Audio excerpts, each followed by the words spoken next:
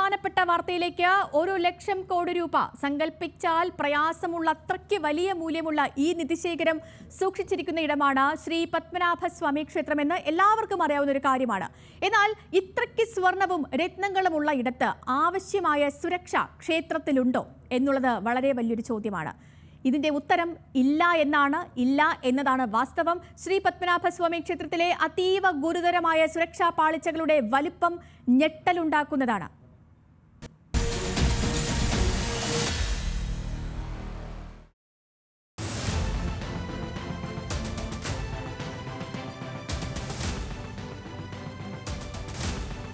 ശ്രീ പത്മനാഭസ്വാമി ക്ഷേത്രത്തിലെ നിലവറകളിൽ സ്വർണവും വെള്ളിയും രത്നങ്ങളുമടക്കം വിപുലമായ സമ്പത്താണ് സൂക്ഷിച്ചിരിക്കുന്നത്.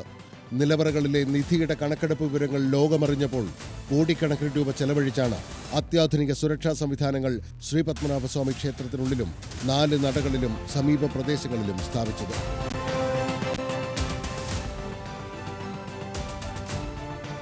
ഇങ്ങനെ സ്ഥാപിച്ച ക്യാമറകളിൽ മിക്കതും പ്രവർത്തിക്കാതായിട്ട് വർഷങ്ങളായി. കർശനമായ നിരീക്ഷണം ഉറപ്പാക്കാൻ 360 ഡിഗ്രിയിൽ തിരിഞ്ഞ് ദൃശ്യങ്ങൾ പകർത്തി സൂക്ഷിക്കാനാകുന്ന 82 അത്യാധുനിക ക്യാമറകളും 60ഓളം CCTV ക്യാമറകളുമാണ് ക്ഷേത്രത്തിനുള്ളിൽ പല ഭാഗത്തായി സ്ഥാപിച്ചിരിക്കുന്നത്.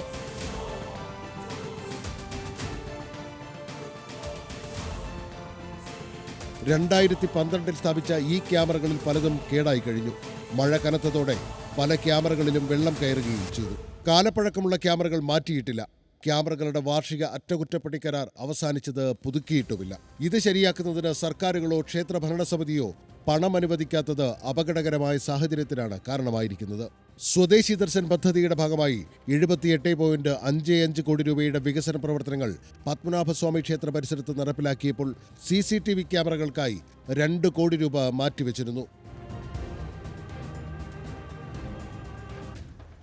2 കോടി രൂപയ്ക്ക് സ്ഥാപിച്ച 62 ക്യാമറകളിൽ ഭൂരിഭാഗവും ഇപ്പോൾ പ്രവർത്തിക്കുന്നില്ല.